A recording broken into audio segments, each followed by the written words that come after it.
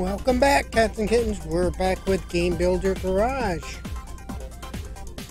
Got myself a nice caffeinated beverage, and I'm ready to do another lesson. Let's hop right into it. Today's lesson, we're on lesson number 4, Risky Run.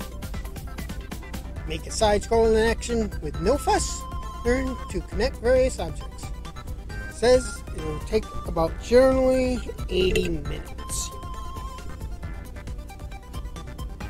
I'll consider breaking these up into smaller sections, but for right now, let's jump right into this.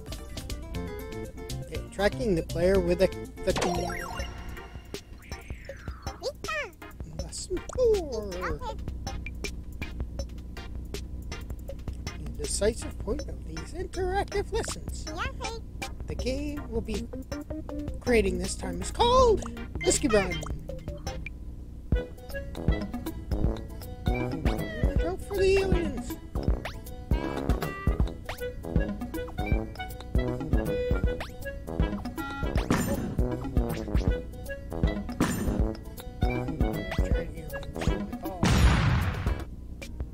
Alright. It's an action game.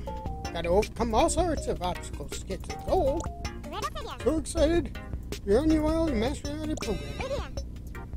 Okay, let's get down to some programming. Yes, let's do that. Let's go to the programming screen. Movable character. Movable person as our player character. Call it person node on.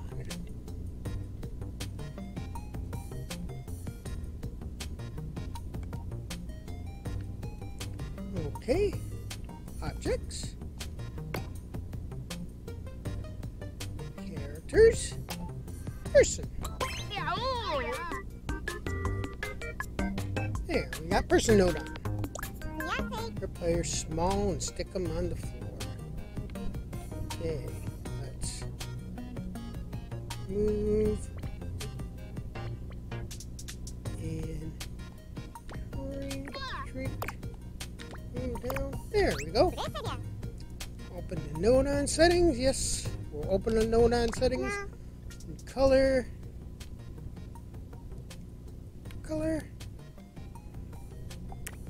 Light blue. Jump strength to 0.5. Okay, jump strength is over here. And 0.5. Now, in this game, our player will be moving to the right. Set the Y negative axis rotation to negative 90 degrees to make the player place right. Y axis, we want negative 90 degrees. Or we can go do that and go 90. Oh, wait a minute. Negative 90 degrees. Instead of waiting for all that to go down. There. Now, we want to be able to move the player with the controller. Hold up, stick node on. So, input. Stick movement, left and right, left and right. Now, we'll just put them over here and connect. Left and right. Need a button node on for B. Okay. We need input, button press, B. We have button, B button node on. Okay, and we'll put that underneath the stick node on. Connect the B to the jump port. Jump. We can do with the person. Left and right, and we can jump when we press B. Let's take a look at the green screen. Left and right, and jump. Yay! We can move around. It's been a while since you used a person as a player character, but I'm betting you get a hang of it by now. So, in this game, we'll move across a long stage to get to the goal. If we want a long stage, we need the game screen to follow the player as they move. You know what that means. Time for more programming. Alright. First, call up our old friend, game screen node on. So, would that be objects, game screen camera, game screen node on.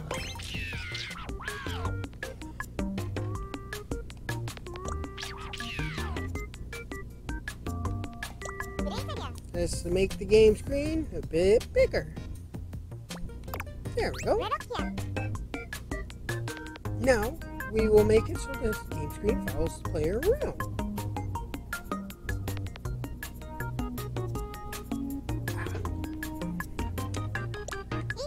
How do you do that, you ask? By connecting the game screen to the person node on. Yep. So, game screen moves when person moves. No matter where you go, no matter where they go, my camera's going to stick to them like glue. Now let's see how that looks. Hey, we can go back and forth, and basically the guy stays in the middle of the screen, and we can jump. So no matter how far we run this way, we'll never reach the end of the screen. This way you can play even long stages with ease. Now create levels environment. We'll call up the world node on so we can remove the floor we have now. So objects, world node on. I can see the future clearly. You shall endure a long trial to gain something irreplaceable. Open up the world node settings. So you can set the world shape to none. World shape, none. Now you can close the screen. Close the screen. Call up the box object node on. Let's see. Under special objects,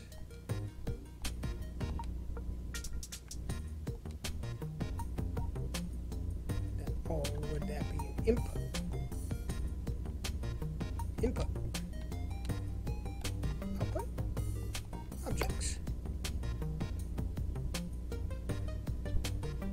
Need to call up box object node on. So wouldn't be objects, be game screen world.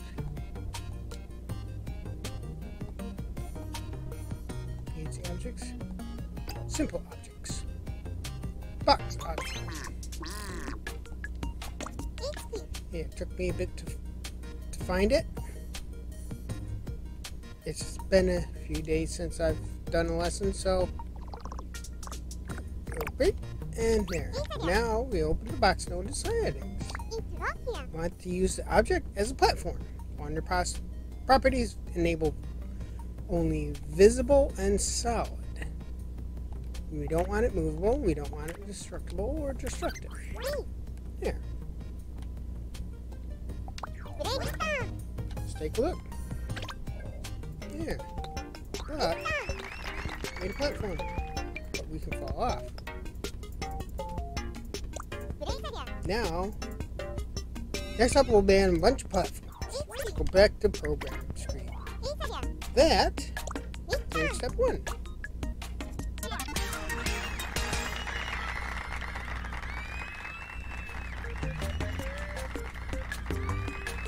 Caffeine break.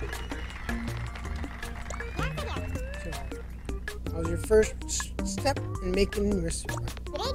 Having the game screen follow your character makes it feel like a real game, right? Next time, we're going to program some enemy characters. Yikes! See you in step 2. Off to step 2. Alice's guide has been updated. So I did the Alice's guide checkpoints for last ones.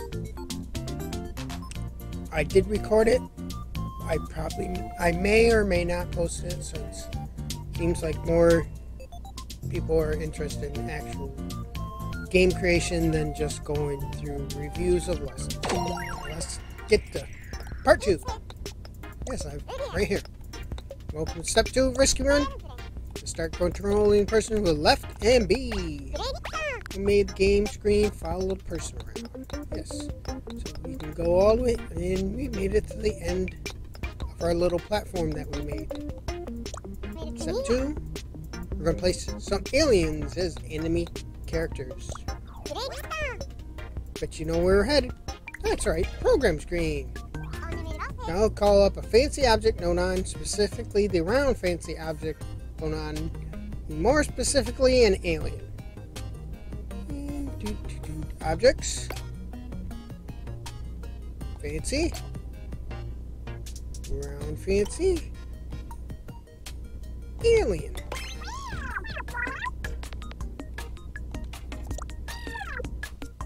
Carbon-based body. This is simply to die for, huh? I guess the beauty is in the eyes or eyes of the beholder. Anyway, can you put the fancy object on above the platform? Yes, we can. Put it in opening the settings. Then enable visible, solid, destructible, and destructive. Okay. We want the alien to be facing the player. So you want to set the Y negative axis to 90 degrees. So Y negative 90. And yeah, now let's add a few more aliens. Let's use the copy. And boop, there. 2 aliens looks like the start of an alien invasion. Yes, it does.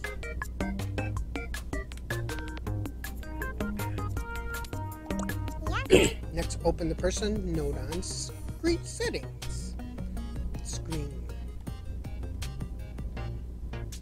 Okay, let's go person node on settings. We want the player to break when touched by an alien, so activate destructible under properties, and we're done. I think we better see what these aliens are up to on the game screen. So, I want you to walk right into the alien blocking your way, and he does. Look like it's supposed to. Something's missing. That's right. When the player breaks, we're gonna automatic retry. So let's add our usual suspect to make that happen. Go in there. I want to break object node on. Object break node on. Input. So object. Be under state change. Object break. Well now, same as usual, hon. I'm ready to check when something breaks. I can tell you about objects breaking till the cows come home. Yes, move it over here. Okay, let's opening its screen settings. Open what? Check what? Enable person only. You want it to check to see if the person is, if the person breaks, and close that. Let me check when the player breaks. Leave it to me. I can up the timer node on. Input. Middle. Timer node on. Do you have to call me up here for every lesson? It would just really help me if you could try to check my schedule beforehand and stick to it. Alright, anyway, let's give our timer node on a little nudge. There. And connect object to timer node on. At last, but not least, we'll call up the retry node on.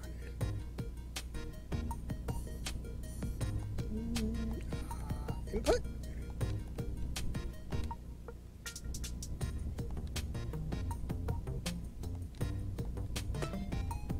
There. Retry output. Retry game. That I could undo too.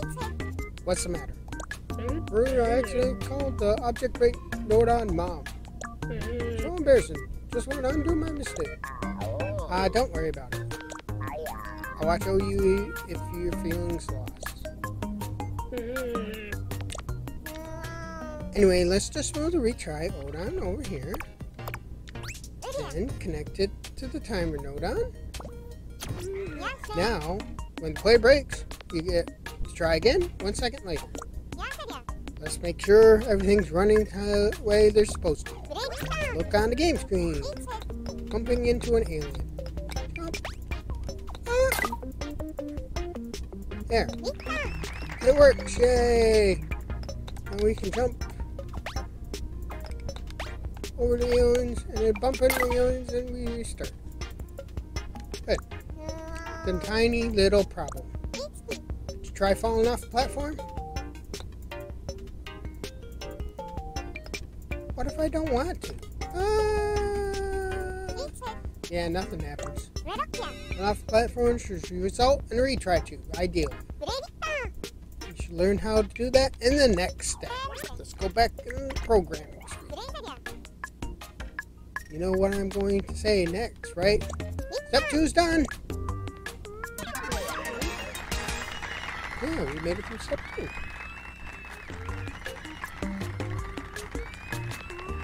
It took us almost 20 minutes. Step 3, we'll go through how to trigger a retry when falling off the stage. There'll also be some new node on to look forward to. Alright then, see you next step.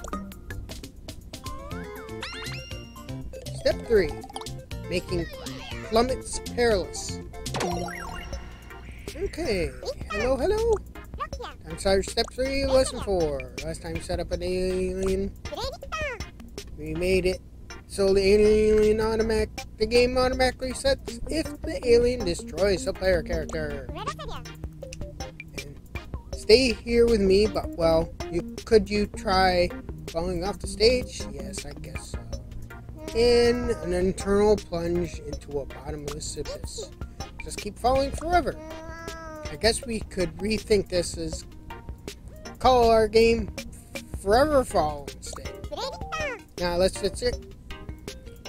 So you get a retry if you fall off the stage. To the programming screen. There. We know the game gives you a retry when the player is destroyed. So we should make it so that falling from the stage also destroys the player. How do we trigger something when the player falls off the stage? By checking the player location. Be more precise, using a node on that monitors a thing's location, namely the location sensor node on. Select objects, sensors, location center. Location sensor node on. And new node on to work with. Keep an eye out for where the player is.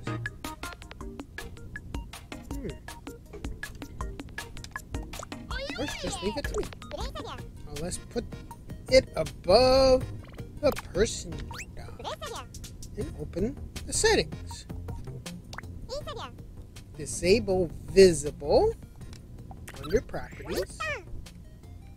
And there's that.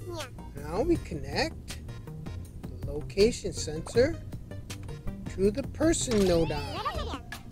Now the location sensor node on is outputting the player's position.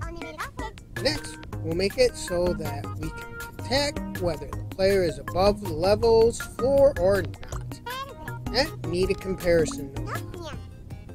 Okay, we go up the comparison node on, we want the less than type. Let's see. Output. Middle. Let's see. Comparison. So comparison, anything that we have to calculate is middle. So we want comparison less than. Hey, did play fall off the platform yet? Did they? I need to know. Drag the comparison node on over to the side location. First, connect location sender's Y port to input 1. Now, the player's Y position or the height of the player's location is an input for the comparison node. And to compare whether the height of the player's location is lower than the stage, we need a constant node on. So,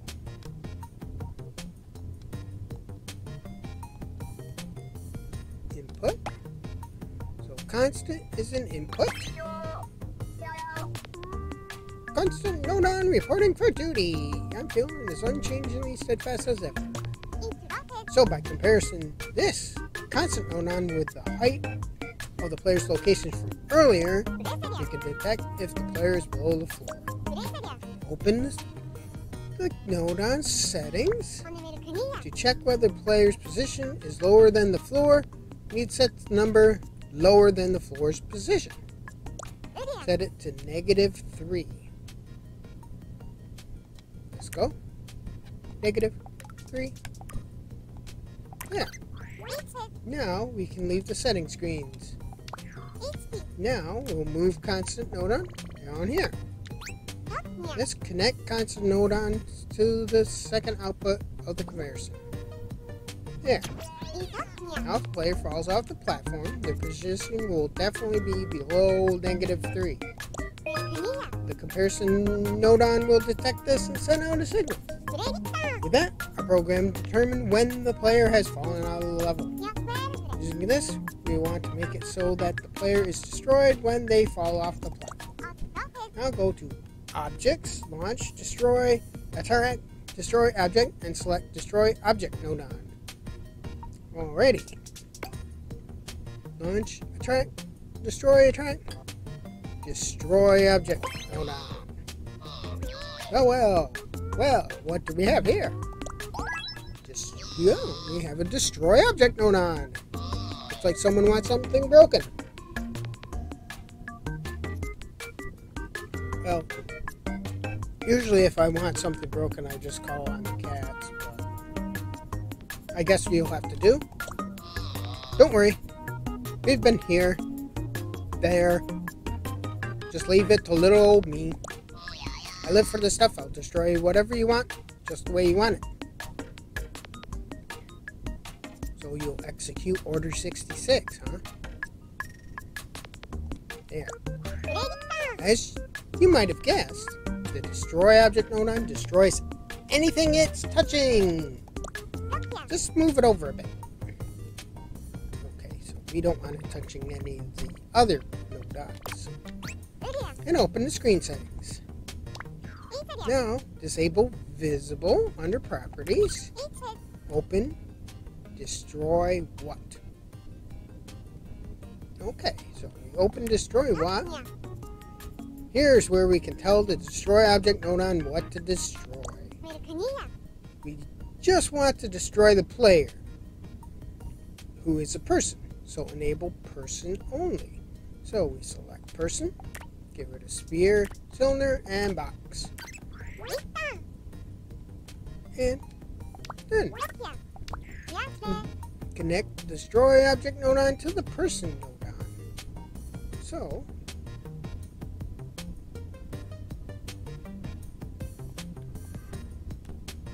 Person node on.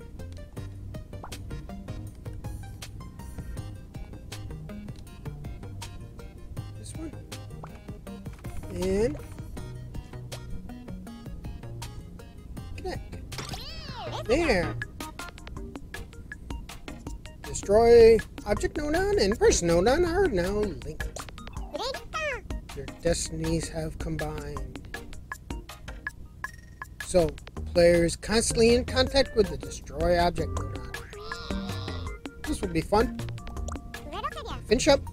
Connect the comparison node on to the destroy object node on. Okay. Comparison object to result. Great. This way the player will be destroyed whenever the comparison node on sends an output signal. Alright, in other words, if the player were to suffer an unfortunate fall from the level, I'd be only too happy to do some breaking. Be a kindness, really. Though, of course, I do hope it won't come to that. Well, let's see how it looks on the game screen. Hey, try falling off level. And he died. Yes. Destroy the player and automatic retry. Yeah. We're back. Looks like we got an action game going. Go to the programming screen. And what that means? We cleared step 3. Yay! Step 3.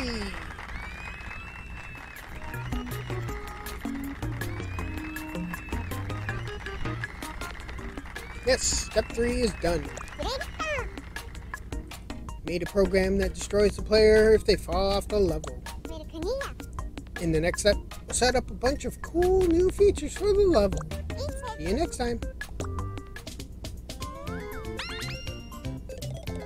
Well, making falls dangerous.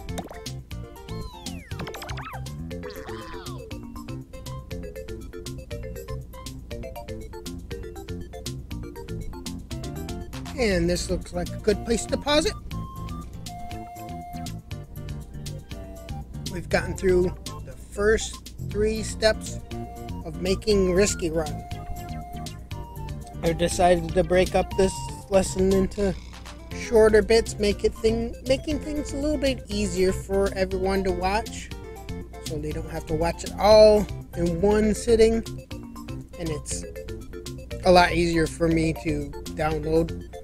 But once all these are done, they'll be posted all at the same time, so you'll be able to watch them all in order. But if you do enjoy this episode of me making risky runs in Lesson 4 of Game Builder Garage, consider leaving a like, consider subscribing, and of course, always be kind to each other and have a good day.